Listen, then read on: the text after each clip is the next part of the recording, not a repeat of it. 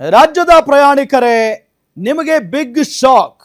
ಮೇ 20ರಿಂದ ಎಲ್ಲಾದ್ರೂ ಪ್ಲಾನ್ ಮಾಡಿದ್ರೆ ಇಲ್ಲೊಮ್ಮೆ ನೋಡಿ.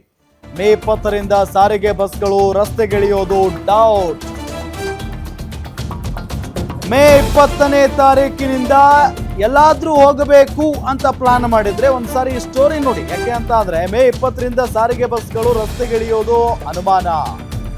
ಸರ್ಕಾರದ ವಿರುದ್ಧ ಮತ್ತೆ ರೊಚ್ಚಿಗೆದ್ದಿದೆ ಸಾರಿಗೆ ನೌಕರರ ಟೀಮ್. ಮೇ 20ರಿಂದ ಅನಿರ್ದಿಷ್ಟ ಅವಧಿ ಮುಷ್ಕರಕ್ಕೆ ನಿರ್ಧಾರವನ್ನ ತೆಗೆದುಕೊಳ್ಳಲಾಗಿದೆ. ಸಾರಿಗೆ ನೌಕರರ ಜಂಟಿ ಕ್ರಿಯಾ ಸಮಿತಿ ಮುಷ್ಕರಕ್ಕೆ ನಿರ್ಧಾರವನ್ನ ಮಾಡಿರೋದು. 4 ಸಾರಿಗೆ ನಿಗಮಗಳ ನೌಕರರು ಮುಷ್ಕರದಲ್ಲಿ ಭಾಗಿಯಾಗುವಂತ ಸಾಧ್ಯತೆ ಇದೆ. 1.25 ಲಕ್ಷ ಸಾರಿಗೆ ನೌಕರರ ಬೇಡಿಕೆ ಈಡೇರಿಕೆಗೆ ಆಗ್ರಹಿಸಿ ಹೋರಾಟ. ಬೇಡಿಕೆ ಈಡೇರುವವರೆಗೂ ಹೋರಾಟ ಕೈ ಬಿಡಲ್ಲ ಅಂತ ಎಚ್ಚರಿಕೆಯನ್ನ ಕೊಟ್ಟಿದ್ದಾರೆ.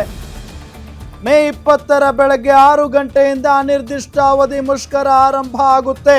ಸೊ ಹಂಗಾಗಿನೇ ಮೇ 20ರಿಂದ ಎಲ್ಲಾದ್ರೂ ಹೋಗಬೇಕಪ್ಪ ಅಂತ ಪ್ಲಾನ್ ಮಾಡಿದ್ರೆ ಸ್ವಲ್ಪ ಯೋಚನೆ ಮಾಡಿ. ಹಾಗಾದ್ರೆ ನೌಕರರ ಬೇಡಿಕೆಗಳು ಏನೇನು ಅನ್ನೋದನ್ನ ಸ್ವಲ್ಪ ಗಮನಿಸ್ತಾ ಹೋಗೋಣ. 38 ತಿಂಗಳ ವೇತನ ಹಿಂಬಾಕಿ ನೀಡಬೇಕು. 2024ರ ಜನವರಿ 1ರಿಂದ ಮೂಲ ವೇತನ 25% ಏರಿಸಬೇಕು. 31% ತುಟ್ಟಿ ಭತ್ಯೆ ಮೂಲ ವೇತನದಲ್ಲಿ ವಿಲೀನಗೊಳಿಸಬೇಕು. ಬಾಟ ಮತ್ತಿತರ ಭತ್ಯೆಯನ್ನ ಹೆಚ್ಚಿಸಬೇಕು. ಕೋವಿಡ್ ಸಮಯದಲ್ಲಿನ ಅರಿಯಸ್ ನೀಡಬೇಕು. 26 ತಿಂಗಳ ಬಾಕಿ ಹಣ 1272 ಕೋಟಿ ಒಂದೇ ಕಂತಿನಲ್ಲಿ ಬಿಡುಗಡೆ ಮಾಡಬೇಕು ಅನ್ನೋದು ಸಾರಿಗೆ ನೌಕರರ ಪ್ರಮುಖ ಬೇಡಿಕೆಗಳು. ಇದಕ್ಕೆ ಸರ್ಕಾರ ಒಪ್ಪುತ್ತಾ? ಇದುವರೆಗೂ ಸರ್ಕಾರದ ಜೊತೆಗೆ ಮಾತುಕತೆಯನ್ನು ನಡೆಸಿ ಆಗಿದೆ, ಬಟ್ ಇದರ ಬಗ್ಗೆ ಸರ್ಕಾರ ತಲೆ ಕೆಡಿಸಿಕೊಂಡಿಲ್ಲ. ಹಾಗಾಗಿನೇ ಈಗ ಒಂದು ದೊಡ್ಡ ಮುಷ್ಕರಕ್ಕೆ ಸಾರಿಗೆ ನೌಕರರು ಮುಂದಾಗಿದ್ದಾರೆ. ಡೀಟೇಲ್ಸ್ ಕೊಡ್ತಾರೆ ನಮ್ಮ ಮೆಟ್ರೋ ಬ್ಯೂರೋ ಹೆಡ್ ಉಲ್ಲಾಸ್ ಸಂಪರ್ಕದಲ್ಲಿದ್ದಾರೆ. ಉಲ್ಲಾಸ್, ಈಗ ಸಾರಿಗೆ ನೌಕರರು ಇದ್ರ ಬಗ್ಗೆ ಸರ್ಕಾರದ ಗಮನಕ್ಕೆ ತಂದಿದ್ದಾರಾ ಅಥವಾ ಮಾತುಕತೆಯನ್ನ ನಡೆಸಿ ಆಗಿದೆಯಾ?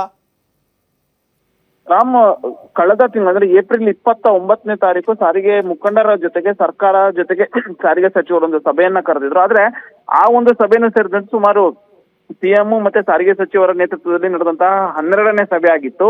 12 ಸಭೆಗಳಲ್ಲೂ ಕೂಡ 38 ತಿಂಗಳ ಹಿಂಬಾಕಿ ವೇತನ ಮತ್ತೆ 2024 ಜನವರಿ 1ರಿಂದ ಏನು ವೇತನ ಪರಿಷ್ಕರಣೆ ಆಗ್ಬೇಕಾಗಿತ್ತು, ಆ 2 ಪ್ರಮುಖವಾದಂತಹ ಬೇಡಿಕೆಗಳನ್ನ ಈಡೇರಿಸುವಂತ ವಿಚಾರದಲ್ಲಿ ಸರ್ಕಾರ ಮುಂದಾಗಿರ್ಲಿಲ್ಲ.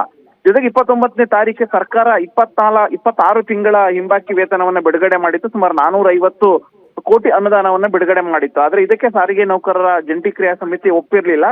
ಜೊತೆಗೆ ನಮ್ಮ ಬೇಡಿಕೆ ನ್ಯಾಯಯುತವಾದಂತ ಬೇಡಿಕೆಯನ್ನ ಇಟ್ಟಿದ್ವಿ, ಅದಕ್ಕೆ ಸರ್ಕಾರ ಈಡೇರಿಸುವಂತ ಕೆಲಸವನ್ನ ಮಾಡ್ತಾ ಇಲ್ಲ ಅನ್ನುವಂತ ಒಂದು ಮಾತನ್ನು ಹೇಳೋದ್ರ ಮೂಲಕ ಇದೇ ತಿಂಗಳು 20ನೇ ತಾರೀಕಿಂದ ಅನಿರ್ದಿಷ್ಟ ಅವಧಿ ಮುಷ್ಕರವನ್ನ ಮಾಡಬೇಕು ಅನ್ನುವಂತ ಒಂದು ತೀರ್ಮಾನಕ್ಕೆ ಜಂಟಿ ಕ್ರಿಯಾ ಸಮಿತಿ ಬಂದಿದೆ. ಇದ್ರ ಜೊತೆಗೇನೆ ಈಗಾಗಲೇ ಸಾರಿಗೆ ನೌಕರರಿಗೆ ಜಂಟಿ ಕ್ರಿಯಾ ಸಮಿತಿ ಒಂದು ಮನವಿಯನ್ನು ಕೂಡ ಮಾಡ್ಕೊಂಡಿದೆ.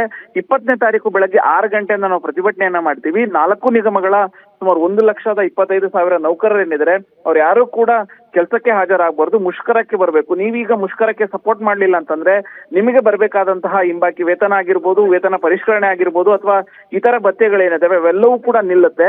ಸೊ ಹಾಗಾಗಿ ನೀವು ಗೊಂದಲಕ್ಕೆ ಅವಕಾಶವನ್ನ ಕೊಡಬಾರ್ದು. ಸೊ ಮುಷ್ಕರದಲ್ಲಿ ಭಾಗಿಯಾಗಬೇಕು ಅನ್ನುವಂತ ಒಂದು ಮನವಿಯನ್ನ ಜಂಟಿ ಕ್ರಿಯಾ ಸಮಿತಿ ಮಾಡಿದೆ.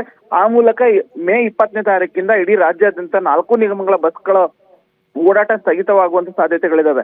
ಇದ್ರ ಬೆನ್ನಲ್ಲೇ ಸಾರಿಗೆ ಜಂಟಿ ಕ್ರಿಯಾ ಸಮಿತಿ ಸರ್ಕಾರಕ್ಕೆ ಒಂದು ಮಾತನ್ನು ಕೂಡ ಒಂದು ಮನವಿಯನ್ನ ಕೂಡ ಮಾಡ್ಕೊಂಡಿದೆ.